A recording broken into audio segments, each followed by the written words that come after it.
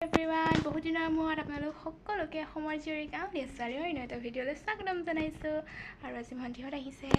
আৰু দেখাই আছোঁ